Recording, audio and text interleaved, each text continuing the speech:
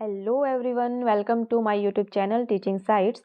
सो friends, आज की video उन स्टूडेंट्स के लिए है जो UGC NET sociology December exam की तैयारी कर रहे हैं। आज से हम लोग NTA UGC NET JRF December exam 2023 sociology की प्रिपरेशन के लिए क्वेश्चन सॉल्व करने वाले हैं। इन क्वेश्चन से आपको दिसंबर एग्ज़ाम के लिए काफ़ी बेनिफिट मिलेगी। फ्रेंड्स, आपको पता है कि एग्ज़ाम के लिए बहुत ही कम समय बचे हुए हैं, मिनिमम 40 से 45 दिन ही बचे हैं। ऐसे अंतिम समय में क्वेश्चन सॉल्व करना आपके लिए काफ़ी लाभदायक सिद्ध हो सकता है।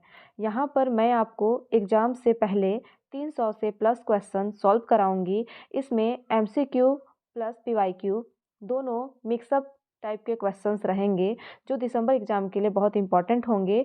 तो फ्रेंड्स, वीडियो को स्किप ना कीजिएगा, वीडियो में लास्ट तक बने रहिएगा और चैनल को लाइक शेयर एंड सब्सक्राइब करके बेल आइकन को प्रेस कीजिएगा, जिससे मेरे द्वारा आने वाली सभी इंफॉर्मेटिव वीडियो आप तक पहुंचती रहे। तो फ्रेंड्स, आइए वीडियो में आगे बढ़ते हैं। और यहाँ आप लोग स्क्रीन पर देख पा रहे होंगे, आपका सबसे पहला क्वेश्चन है, the division of labour in society पुस्तक किसने लिखी है। 4 ऑप्शन दिए गए हैं। पहला ऑप्शन है कार्ल मार्क्स, दूसरा ऑप्शन है इमाइल दुर्खिम, तीसरा ऑप्शन है टालकट पार्सन्स एंड चौथा ऑप्शन है हर्बर्ट स्पेंसर। तो फ्रेंड्स, अगर आपने पढ़ा होगा तो आपको पता ही होगा कि the division of labour in society book email Durkheim के द्वारा लिखी गई है। दूसरा क्वेश्चन है आपका, समाजशास्त्र की उत्पत्ति किस सन में हुई थी। यहाँ पे ऑप्शन दिया गया है, पहला है 1938, दूसरा है 1738, तीसरा है 1857 और चौथा है 1838। तो फ्रेंड्स, यहाँ पे राइट आंसर हो जाएगा चौथा, 1838 में समाजशास्त्र की उत्पत्ति हुई थी। तीसरा क्वेश्चन है, यहाँ पर कौन शास्त्रीय समाजशास्त्रीय विचारक नहीं है। तो ऑप्शन है यहाँ पे, पहला इमाइल दुर्खिम, दूसरा मैक्स वेबर, तीसरा रेडक्लिफ ब्राउन, चौथा कार्ल मार्क्स। तो फ्रेंड्स, यहाँ पे क्वेश्चन में पूछा गया है कि कौन शास्त्रीय समाजशास्त्रीय विचारक नहीं है पूछ रहा है। तो आपने यूजीसी नेट के सोशियोलॉजी के सिलेबस में फर्स्ट यूनिट में ही देखा होगा कि शास्त्रीय समाजशास्त्रीय विचारक के अंतर्गत इमाइल दुर्खिम, मैक्स वेबर और कार्ल मार्क्स को रखा गया है। ये तीनों ही क्लासिकल सोशियोलॉजिकल थिंकर हैं, जबकि रेडक्लिफ ब्राउन नहीं है। तो हमारा राइट आंसर यहाँ पर तीसरा हो जाएगा, रेडक्लिफ ब्राउन। चौथा क्वेश्चन है आपका, निम्नलिखित में से किसने प्रकट और अप्रकट प्रकार की अवधारणा का प्रतिपादन किया है। ऑप्शन है Malinowski, Radcliffe Brown, R K. Merton and Parsons. तो फ्रेंड्स, यहाँ पे आपका राइट आंसर हो जाएगा तीसरा, आर.के. मर्टन, जिन्होंने प्रकट और अप्रकट प्रकार की अवधारणा का प्रतिपादन किया था। पांचवा क्वेश्चन है, संस्कृति का प्रकारवादी सिद्धांत किसने दिया है।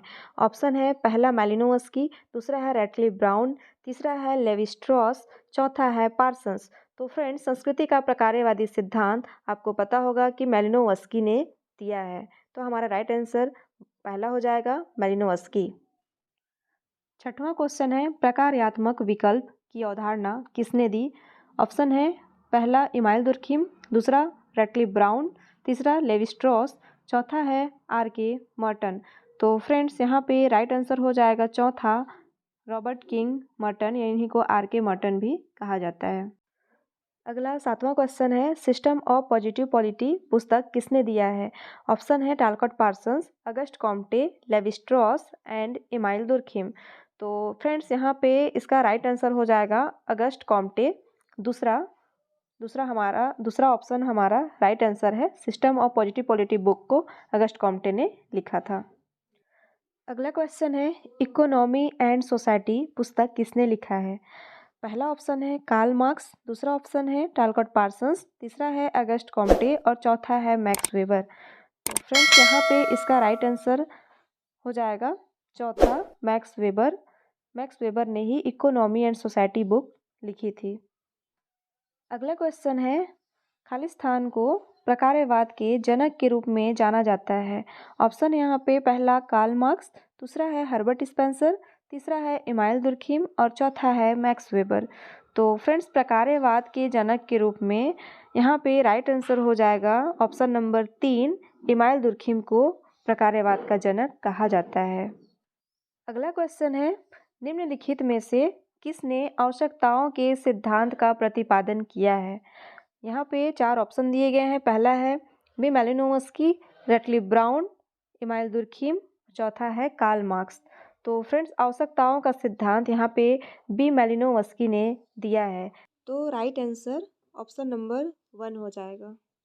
अगला क्वेश्चन है, social theory and social structure पुस्तक के लेखक हैं, इनमें से कौन है? यहाँ पे ऑप्शन में दिया है, पहला कार्ल मैनहीम, दूसरा है टालकॉट पार्सन्स, तीसरा है इमाइल दुर्खिम और चौथा है रॉबर्ट के मर्टन। तो यहाँ पे इसका राइट आंसर हो जाएगा चौथा, रॉबर्ट किंग मर्टन। अगला क्वेश्चन है, नौकरशाही का सिद्धांत किसने दिया है? ऑप्शन है यहाँ पे, पहला कार्ल मार्क्स, दूसरा है हर्बर्ट स्पेंसर, तीसरा है इमाइल दुर्खिम और चौथा है मैक्स वेबर।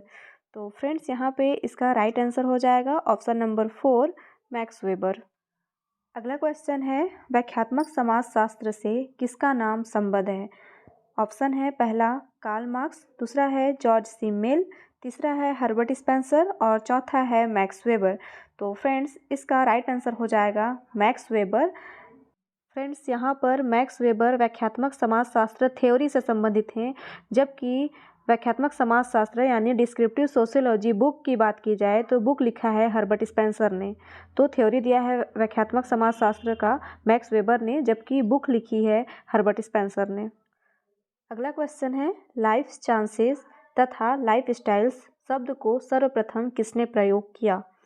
ऑप्शन है, पहला G.H. मिड, दूसरा है जॉर्ज सी मिल, तीसरा है मैक्स वेबर और चौथा है विल्फ्रेडो पैरेटो। तो फ्रेंड्स, इसका राइट आंसर है option number 3, max weber. Max weber ने लाइफ चांसेस यानी जीवन अवसर तथा लाइफ स्टाइल्स यानी जीवन शैली शब्द को सर्वप्रथम प्रयोग किया था। अगला क्वेश्चन है, किसने क्रिया को तार्किक और अतार्किक श्रेणियों में वर्गीकृत किया है? ऑप्शन है, पहला टालकॉट पार्सन्स, दूसरा है जॉर्ज सी मेल, तीसरा है मैक्स वेबर एंड चौथा है विल्फ्रेडो पैरेटो। तो फ्रेंड्स, यहाँ पर इसका राइट आंसर हो जाएगा option number 4, Vilfredo Pareto. Pareto ने ही क्रिया को तार्किक और अतार्किक श्रेणियों में वर्गीकृत किया था। अगला क्वेश्चन है, किसने कहा कि समाजशास्त्र सामाजिक क्रियाओं का विज्ञान है? ऑप्शन है, पहला टालकॉट पार्सन्स, दूसरा है कोजर, तीसरा है मैक्स वेबर एंड चौथा है विल्फ्रेडो पैरेटो। तो फ्रेंड्स, इस क्वेश्चन का राइट आंसर है option number 3, max weber. Max weber ने ही समाजशास्त्र को सामाजिक क्रियाओं का विज्ञान कहा था। अगला क्वेश्चन है, यह किसका सुझाव है कि ईश्वर देवीकृत समाज है? ऑप्शन है, पहला टालकॉट पार्सन्स, दूसरा है इमाइल दुर्खिम, तीसरा है मैक्स वेबर एंड चौथा है कार्ल मार्क्स। तो फ्रेंड्स, इस कोटेशन का राइट आंसर है ऑप्शन नंबर 2, इमाइल दुर्खिम। इन्होंने ही इस कहा था कि ईश्वर देवीकृत समाज है। इमाइल दुर्खिम ने समाज या सामाजिक तथ्य को अपने विषय वस्तु का केंद्र भी माना है।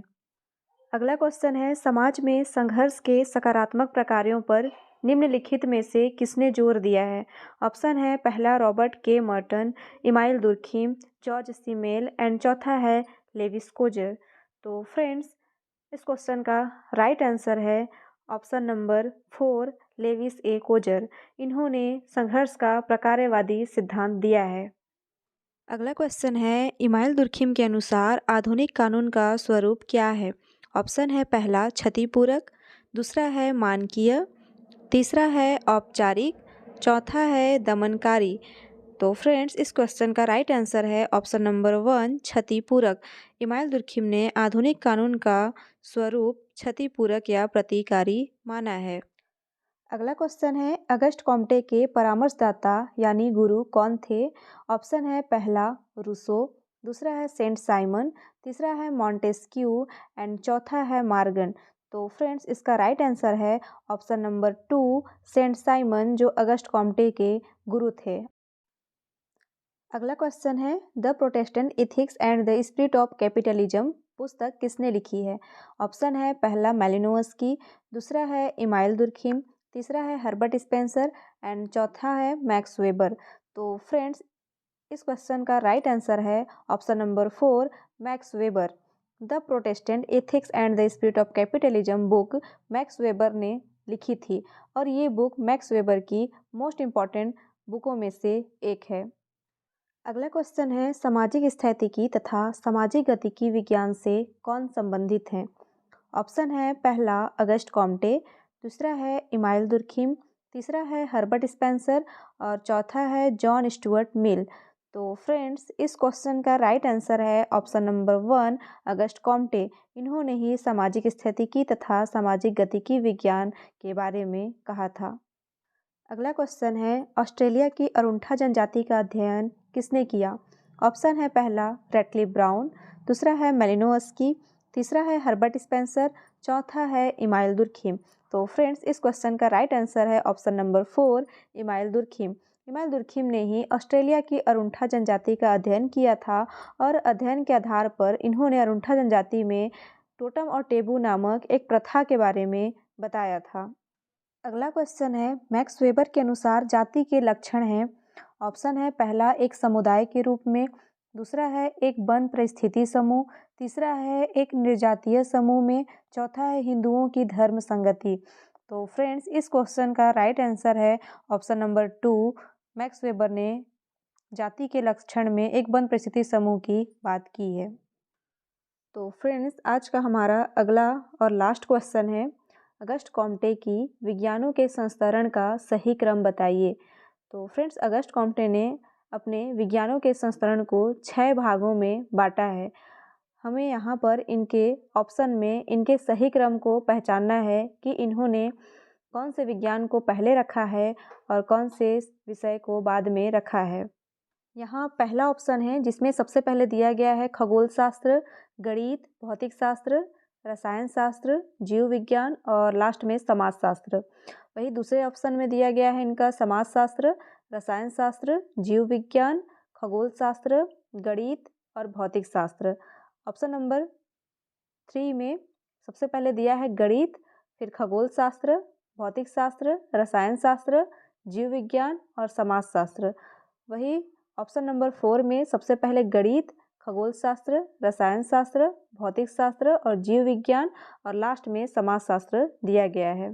तो फ्रेंड्स यहाँ पे इस क्वेश्चन का राइट आंसर ऑप्शन नंबर 3 हो जाएगा, जिसमें सबसे पहले अगस्ट कॉम्टे ने अपने विज्ञानों के संस्करण में गणित, इसके बाद खगोल शास्त्र और फिर भौतिक शास्त्र, फिर रसायन शास्त्र, जीव विज्ञान और सबसे लास्ट में समाज शास्त्र को रखते हुए अपने विज्ञानों के संस्करण को बताया है। अगस्ट कॉम्टे ने अपने विज्ञानों के संस्करण को सरलता से जटिलता की ओर, आत्मनिर्भरता से निर्भरता की ओर एक क्रमबद्ध तथा व्यवस्थित रूप में बांटा है। इस प्रकार इसका राइट आंसर ऑप्शन नंबर 3 हो जाएगा। सो फ्रेंड्स आज के लिए इतना ही। आगे के क्वेश्चन को हम लोग इसके नेक्स्ट पार्ट में देखेंगे। फ्रेंड्स अगर आपने अभी तक चैनल को सब्सक्राइब नहीं किया है तो प्लीज़ सब्सक्राइब कर लीजिए और आशा करती हूँ कि वीडियो आपको पसंद आई होगी। मिलते हैं नेक्स्ट वीडियो में, तब तक के लिए थैंक यू।